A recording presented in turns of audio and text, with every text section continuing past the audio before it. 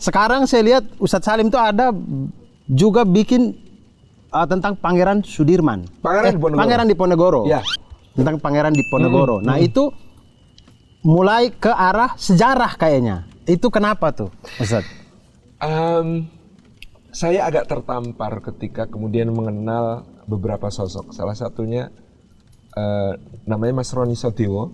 Beliau waktu itu ketua paguyuban Trah Pangeran Diponegoro. Jadi keturunan Pangeran Diponegoro sama beliau dihimpun di mailing list. Zaman itu masih mailing list ya. Kemudian disatukan, berkomunikasi satu sama lain. Dan Mas Roni ini sangat tekun membaca babat.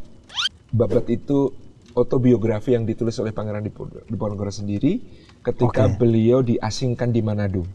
Jadi ditulis selama periode antara 1831 sampai 1833. Oh, beliau tulis tentang perjalanan beliau sendiri. Tentang perjalanan beliau sendiri. Meskipun sepertiga awal itu bahkan beliau menulis tentang sejarah leluhurnya.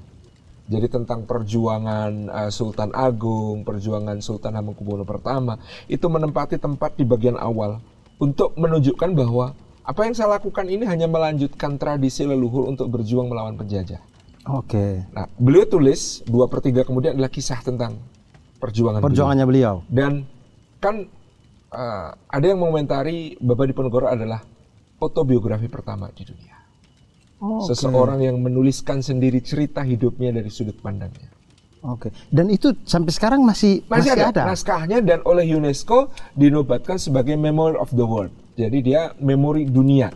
Jadi itu ada di mana, Ustadz? Ada di Museum Nasional. Di Jakarta sini berarti? Perpustakaan Nasional ada. Jadi dan kemudian Perpustakaan Nasional sudah menerbitkan transliterasinya ke tulisan Latin dan juga menerbitkan terjemahannya dalam bahasa Indonesia. Tapi sayang, menurut saya yang ya sedikit banyak mengerti bahasa Jawa, terjemahannya banyak yang tidak akurat menurut saya.